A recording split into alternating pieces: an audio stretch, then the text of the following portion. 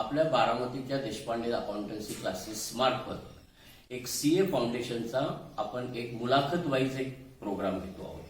ही मुलाखत घेण्यामागचा उद्देश एवढाच आहे की आपल्याकडे आलेली शहा रिया आणि दुसरी बोराटे नुपूर या दोघींनी आपल्या फेब्रुवारी 2020 मध्ये झालेली 12वीची परीक्षा दिली. त्या 12वीच्या परीक्षेमध्ये अत्यंत उत्कृष्ट पद्धतीने मार्क मिळवून त्या 12वी उत्तीर्ण झाल्या. अकाउंटन्सी विषयामध्ये त्यांना रियाला किती मार्क आहेत? रिया 87. नुपूर किती मार्क आहेत? 86. या विद्यार्थ्यांनी आपल्याकडे क्लासला होते. त्यानंतर त्यांनी एकात्मक क्लासेस पुण्यामध्ये रेग्युलर मध्ये क्लासेसला ऍडमिशन घेतली, परंतु कोरोनामुळे क्लासेस होऊ शकले नाही आणि त्यामुळे त्यांनी ऑनलाईन क्लासेस पूर्ण करून आता डिसेंबर 2020 ची आत्ताची परीक्षा दिली. अर्थात त्यांचे पेपर चांगले गेलेले आहेत.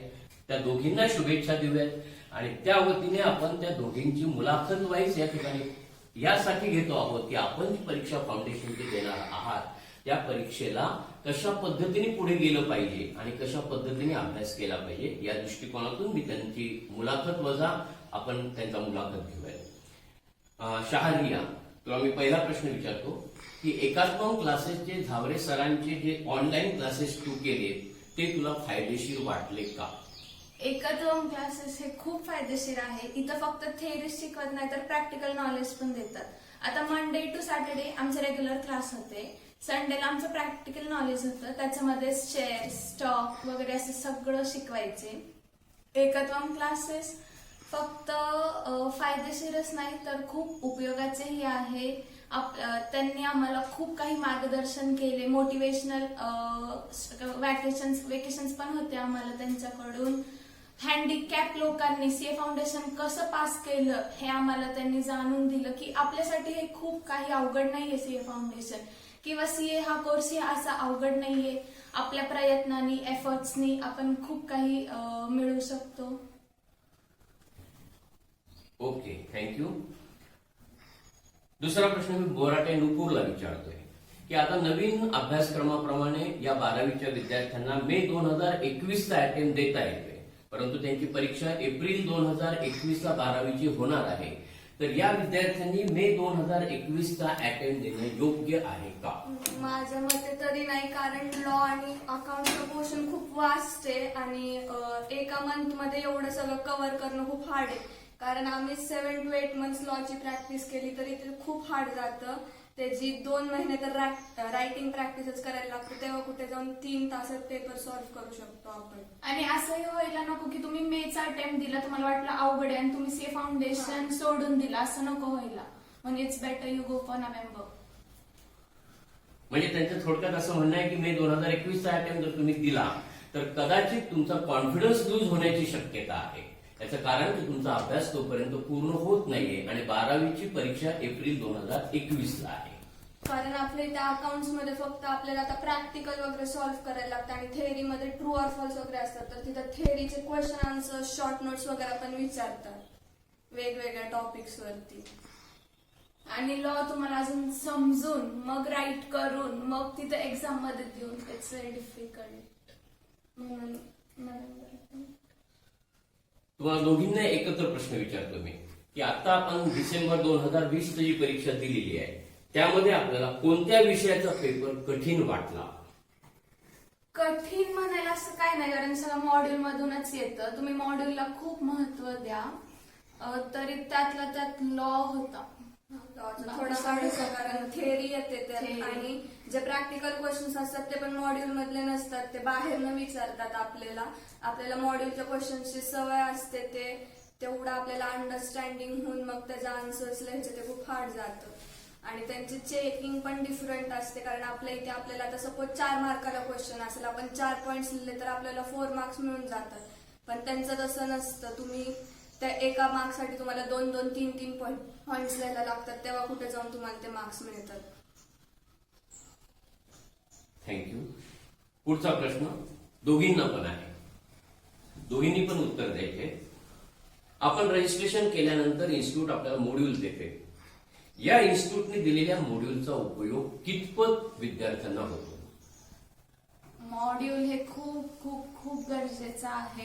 एकूण एक सम तुम्हाला आलंच पाहिजे मॉड्यूल मधून, कारण पूर्ण पेपर 80% तर पूर्ण मॉड्यूलवर असतो. फक्त त्यांचे डिजिट्स वगैरे वेगळे असतात, बाकी कन्सेप्ट वगैरे सगळं मॉड्यूल.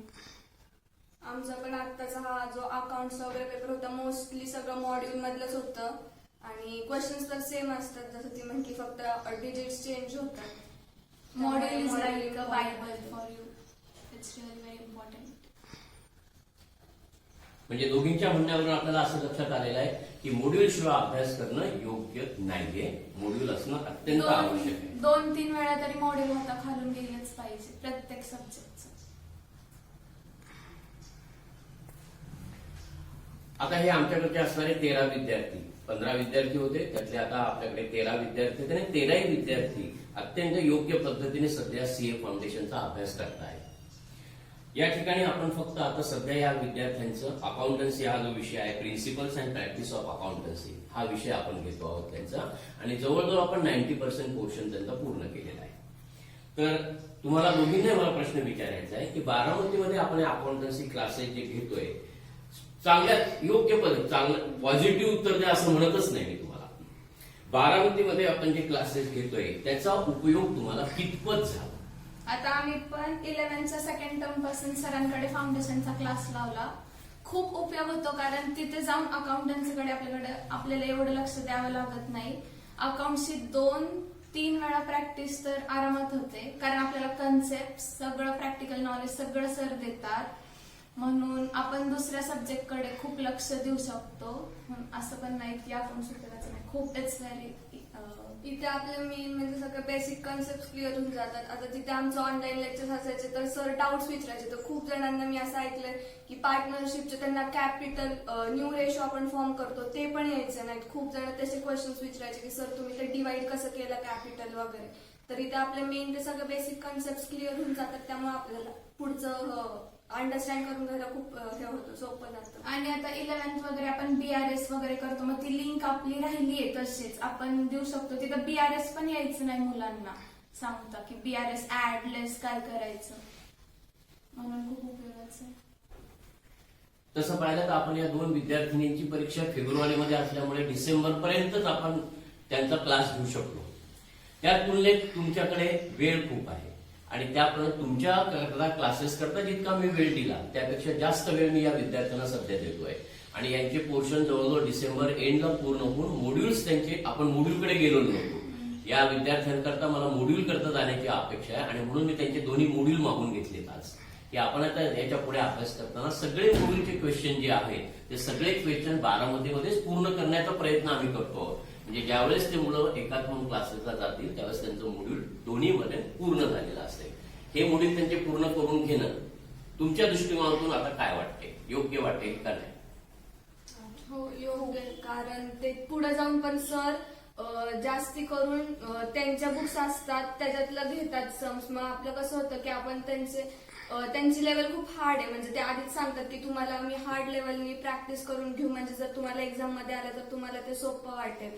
तर ते हार्ड आहे, म्हणजे आपली मेंटॅलिटी कशी असते ते हार्ड आहे, मग आपण तेच करत बसतो आणि मॉड्यूलला इग्नोर करतो. मॉड्यूलमध्ये कम्पॅरेटिव्हली इझी समजेल तर मग ते एक्झामला येतात आणि आपण ते इग्नोर केल्यामुळे आपल्याला ते जात नाही, आपल्याला ते हार्ड वाटतात. त्यामुळं मॉड्यूल करून इथं घेतलेलं. आणि लास्ट इयर पण गुंडेचा वगैरे होते ते ट्युशनचे, त्यांनी पण सांगितलेलं आदित्य गुंडेचा, त्यांनी पण सांगितलेलं की मॉड्यूल करा, कारण त्यांनी मॉड्यूलला हातच लावलं नव्हतं, खूप वरच्यावर केलं आणि तिथं त्यांनी मार खाल्ला. त्याला रिपीटर होता तो. स्टार्ट. पुढचा प्रश्न आहे दोघींना माझा असा आहे, business mathematics, logical reasoning and statistics हा जो विषय आहे, बिझनेस मॅथमॅटिक्स 40 मार्काकरता, लॉजिकल रिझनिंग 20 मार्काकरता आणि स्टॅटिस्टिक्स 40 मार्काकरता. हा जो पेपर आपल्या कॉमर्सच्या विद्यार्थ्यांना, अर्थात आपले विद्यार्थी मॅथ्स आणि स्टॅटचे आहेत, फक्त 1-2 विद्यार्थी एसपी वाले आहेत, तर बिझनेस मॅथमॅटिक्स, लॉजिकल रिझनिंग आणि स्टॅटिस्टिक्स या विषयाचा अभ्यास कसा केला पाहिजे? मॅथ्स असं तुम्हाला वाटत असेल खूप हार्ड आहे फाउंडेशनचं, पण नाहीये. 12च्याच बेसवर मॅथ्स आहे. स्टॅट पण तेच आहे, आपण जे मीडियन मोड सगळं शिकलो तसंच स्टॅट आहे, काही अवघड नाहीये. फक्त मॉड्यूलला सोडू नका, module is very important. Module मधूनच येतं. मॅथ्सचं पण, लॉजिकल रिझनिंग पण सोपं आहे. ब्लड रिलेशन वगैरे, आपले रिलेशन कसे असतात, सिलोजिझम्स वगैरे, सेट्स, हे सगळं लॉजिकल रिझनिंग मध्ये येतं. आणि मॅथ्स मध्ये म्हटलं तर फक्त 2-3 लेसन बाहेरचे, बाकी सगळं 11th आणि 12th बेसिक. आणि जे एसपीचे त्यांनी आतापासूनच प्रॅक्टिस करा, कारण माझा एक फ्रेंड होता, तो एसपी होता 11-12, त्याला आता खूप हार्ड गेलं मॅथ्स कव्हर करायला, कारण म्हणजे 11-12 तो काहीच शिकला नव्हता, त्याला काय आयडिया पण नव्हती की आपण कसं सॉल्व्ह करायचं, काय सॉल्व्ह करायचं. त्यामुळे एसपी वाल्यांनी आतापासूनच जरा प्रॅक्टिस करायला स्टार्ट करा. कळलं एसपीच्या विद्यार्थ्यांना? त्यानंतर पुढचा प्रश्न यांच्याकरता आहे की जो बिझनेस लॉ आणि बिझनेस करस्पॉन्डन्स आणि रिपोर्टिंग हा जो पेपर आहे, त्यामधला बिझनेस लॉची जी प्रॅक्टिस आहे, म्हणजे तुम्ही आता आम्हाला सांगितलं की बिझनेस लॉच्या मॉड्यूलमध्ये थिअरी जास्त आहे आणि प्रॅक्टिकल जी गोष्टी असते त्या प्रॅक्टिकल गोष्टी विचारल्या जात नाही. तर यांना या बिझनेस लॉ मध्ये प्रॅक्टिकलच्या दृष्टिकोनातून काय तयारी केली पाहिजे? आता तुम्हाला वाटत असेल की बिझनेस लॉ खूप सोपं आहे, पण नाही. बिझनेस लॉ मध्ये कसं असतं, सेक्शन्स असतात, जे पण आपल्या कॉन्स्टिट्यूशन वगैरे मध्ये लिहिलेत सेक्शन्स वगैरे, तसे सेक्शन असतात. फॉर एक्झाम्पल, आता आपण फ्रॉड झालाय आपण मार्केटमध्ये गेलोय, सेलरने आपल्याला डिफेक्टिव्ह आयटम विकलाय, मग आपण त्याच्याकडे जाणार. मग हे कसं लिहिलंय सेक्शन्स मध्ये बिझनेस लॉ आपल्या लॉ मध्ये, तर हे आपल्याला सगळं अभ्यासात स्टडी करायचा असतो. की आता सेक्शन लिहायचं, फॅक्ट्स वगैरे लिहायचे की काय झालंय बायर बरोबर, त्याच्या बरोबरचे इफेक्ट्स आणि कसे आपण ते रिडीम करू शकतो आपल्या बरोबर झालेला फ्रॉड, असं सगळं लॉ मध्ये असतं. मग हे खूप वास्ट आहे. आपल्याला 4 सेक्शन आहेत. पहिला आहे इंडियन कॉन्ट्रॅक्ट ऍक्ट, दुसरा आहे पार्टनरशिप, तिसरा आहे सेल्स ऑफ गुड्स ऍक्ट आणि चौथा आहे कंपनी. आणि ह्याच्यामध्ये 12 to 13 युनिट्स आहेत प्रत्येक ह्याच्यात, म्हणून खूप हार्ड पण असं म्हणता येणार नाही, पण खूप थेअरी आहे. आणि त्याच्यावरून आपल्याला प्रॅक्टिकल क्वेश्चन्स विचारतात की ते कसं आपण त्याच्या बरोबर टॅकल करायचं. म्हणून तुम्ही लॉची खूप प्रॅक्टिस करा विथ रायटिंग, कारण रायटिंगला टाइम नाही पुरत आपल्याला, इथे सवय नसते एवढे मोठे मोठे खेळायचे, आन्सर्स लिहायचे. आणि तिथे कसं लॉ सोबत तुम्हाला बीसीआर पण आहे 40 मार्क्स. बीसीआर म्हणजे इंग्लिश झालं आपलं, तर त्यात पण तुम्हाला रायटिंग स्किल्स असतात, लेटर, ईमेल रायटिंग वगैरे तसं असतं. त्यामुळे तुम्हाला खूप रायटिंग प्रॅक्टिस पाहिजे, नाहीतर मग टाइम नाही पुरत 3 आवर्सचा तुम्हाला. म्हणजे थोडक्यात बिझनेस करस्पॉन्डन्स आणि रिपोर्टिंग हा तो 40 मार्काचा त्यात भाग आहे, त्याची यांनी तयारी केली पाहिजे. केली पाहिजे असं नाही, करू देत, पण ते कसं रायटिंग मध्ये जास्ती भर द्या, कारण रायटिंगला प्रॉब्लेम होतो. त्याच्यामध्ये बिझनेस इकॉनॉमिक जो 60 मार्काचा आहे, त्या 60 मार्काच्या बिझनेस इकॉनॉमिक्स मध्ये 11वी आणि 12वी आणि फाउंडेशन याच्यामध्ये काय फरक आहे? 12th मध्ये आपण मायक्रो आणि मॅक्रो दोन्ही स्टडी करतो, पण आपल्याला आता फाउंडेशन मध्ये फक्त मायक्रो आहे. म्हणजे सगळं बिझनेस मायक्रो आहे, बिझनेस रिलेटेड इकॉनॉमिक्स, त्याचे ट्रेड सायकल्स वगैरे कसे होतात, असा तो बिझनेस इकॉनॉमिक्स आहे. 11th तर काय नाही आपल्याला फाउंडेशन मध्ये, पण 12th आपण मार्केट पर्यंत जे जे शिकलोय, मार्केट अनालिसिस पर्यंत तेवढे. आणि त्याच्या व्यतिरिक्त फक्त एकच लेसन ऍड आहे, तो आहे बिझनेस सायकल. तो पण एवढा अवघड नाही. जर तुमचा 12th एकदम बेस पक्का असेल तर इट्स नॉट व्हेरी हार्ड. माझ्या मताप्रमाणे नवीन सिलेबस मध्ये बिझनेस सायकल बहुतेक टॉपिक आणलेला आहे. आपण सिलेबस बघितल्यानंतर कळेल आपल्याला, परंतु बिझनेस सायकल पण नवीन याच्यामध्ये 12th मध्ये. हा, मग काहीच अवघड नाही. म्हणजे यांनी इकॉनॉमिकचा 11वीचा कुठलाच अभ्यास करायचा नाही. 11th नाही, फक्त 12th. आणि बीसीके आहे त्याला, तर बीसीके मोर लाईक ओसी जे आहे ना आपल्याला, तसंच सेम बीसीके. हा, मग त्याच्याकडेच मी येणार होतो की याच्यामध्ये 60 मार्काचं बिझनेस इकॉनॉमिक जे आहे त्याच्यामध्ये इंडियन इकॉनॉमी आहे का? हो, इंडियनच आहे. इंडियन म्हणजे मार्केटमध्ये काय काय बदल होतात ते सगळे बिझनेस इकॉनॉमिक्स. आणि त्याच्याबरोबर जोडलेला सब्जेक्ट जो कमर्शियल नॉलेज 40 मार्काचा आहे, की जो थोडा कमर्शियल नॉलेज. आता तुम्ही आम्हाला सांगितलं की बिझनेस करस्पॉन्डन्स आणि रिपोर्टिंग मध्ये सगळं करस्पॉन्डन्स आहे, तर हा कमर्शियल नॉलेजचा जो 40 मार्काचा भाग आहे त्याच्यामध्ये कोणता कोणता भाग समाविष्ट आहे? आता आपण ओसी मध्ये पार्टनरशिप, LLP, कॉर्पोरेट हे तुम्ही सगळे शिकला असाल. तो म्हणजे पहिला चॅप्टर बीसीकेचा, की प्रोप्रायटरशिप, पार्टनरशिप ह्याच्यात काय काय होतं, किती मेंबर्स वगैरे असतात, डायरेक्टर्स, हा म्हणजे फर्स्ट आपला लेसन. दुसरा असं असतं की कंपनीज, त्याचे सीईओ वगैरे हे सगळं आपल्याला करायचं असतं. ते इंडियन नाही पण वर्ल्ड वाईड असतात सगळे कंपनीज. त्याचे विजन ते आता ह्यांना माहित नसेल एवढं सगळं. आणि करंट अफेअर्स पण असतात म्हणजे मोस्टली, कारण आम्हाला आता 2-3 क्वेश्चन्स असे होते जे करंट अफेअर्स वर होते. त्यामुळे तुम्हाला बाहेरचं पण नॉलेज पाहिजे कंपनीज रिलेटेड, की म्हणजे कुठल्या कंपनीचा सीओ चेंज झाला किंवा कुठली कंपनी, त्यांची एक मॅगझिन असते फॉर्च्यून 500 ची लिस्ट असते जे कंपनीज आहेत, तर मग त्याच्यावर फर्स्ट कुठली आली सेकंड कुठली आली असं विचारतात ते. त्यामुळे ते नॉलेज पाहिजे.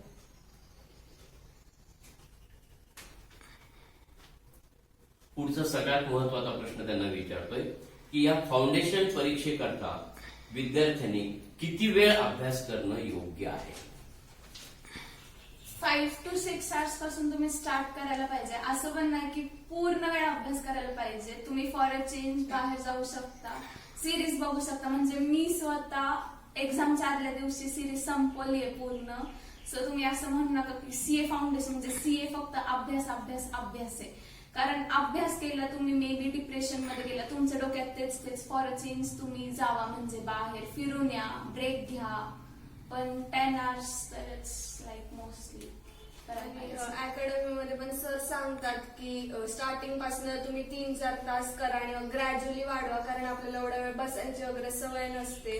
आणि जरी तुम्ही बसलात 8-9 तास पण ते तुम्हाला तुमच्या ब्रेन मध्ये जात नाही खूप गोष्टी. त्यामुळे स्टार्टिंग 2-3 तासांपासून स्टार्टिंग करा, मग हळूहळू वाढवत जावा. म्हणजे रेग्युलर अभ्यास करणं आवश्यक आहे. आवश्यक आहे. आणि विथ क्वालिटेटिव्ह, क्वांटिटेटिव्ह नाही. Qualitative is must. अशा पद्धतीने आपण त्यांना 4 विषयांचं principles and practice of accounting 100 mark, business laws 60 mark, business correspondence and reporting 40 mark, business mathematics, logical reasoning आणि स्टॅटिस्टिक्स त्याच्यामध्ये बिझनेस मॅथमॅटिक्स 40 मार्काला, लॉजिकल रिझनिंग 20 मार्काला आणि स्टॅटिस्टिक्स 40 मार्काला. हा तिसरा पेपर होता. चौथा business economics and business and commercial knowledge त्याच्यामध्ये बिझनेस इकॉनॉमिक्स 60 मार्काला आणि बिझनेस अँड कमर्शियल नॉलेज 40 मार्काला. आता तुमच्या सगळ्या ऑनलाईनच प्रत्यक्षात क्लास झाले. याही विद्यार्थ्यांचे ऑनलाईनच क्लास होणार आहेत. तर आता नोव्हेंबर 2021चा अटेम्प्ट देण्यासाठी आता मे 2021चा अटेम्प्ट यांनी देऊ नये असं तुम्हाला वाटते की त्याच्याकरता परीक्षेला वेळ कमी पडणार आहे. परंतु नोव्हेंबर 2021चा अटेम्प्ट देण्यासाठी यांनी ऑनलाईन अभ्यास किंवा ऑनलाईन क्लासेस केव्हा सुरू करणं योग्य आहे? आमचे एप्रिल पासून स्टार्ट झालेले 1 एप्रिल पासून.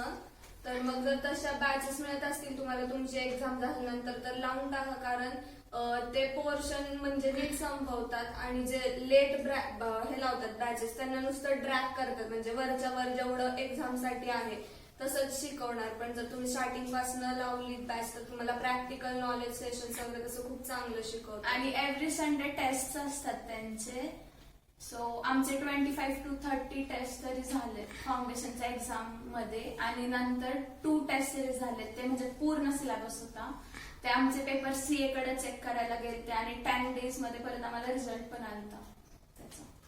सो एकत्वम दुसऱ्या फॅकल्टीज पासून खूप वेगळं आहे, कारण तिथे टीचर्स जीव तोडून शिकवतात. आमचे प्रॅक्टिकल नॉलेज वगैरे सगळे सेशन्स होतात तिथं आणि खूप आपल्यासारखे ते एकदम. आणि ते टीचर्स पण असे रेप्युटेड आहेत, चांगले आहेत, ज्यांनी मॅथ्स वरती बुक्स लिहिलेत, लॉ वरती बुक्स लिहिलेत, ज्यांना खूप मोठे मोठे जे ऑल ओव्हर इंडिया प्राइजेस असतात जे टीचर्सला देतात तसे प्राइजेस त्यांना मिळालेत. आणि इनफॅक्ट आमचे मॅथ्स सरांचे टीचर्सच खूप हे जसं रघुनाथ महाशेरकर वगैरे आमचे सर त्यांच्याकडनं शिकले, त्यामुळे ते खूप नॉलेजेबल आहे. त्यामुळे एकत्वम अकॅडमी आम्ही सजेस्ट करतो.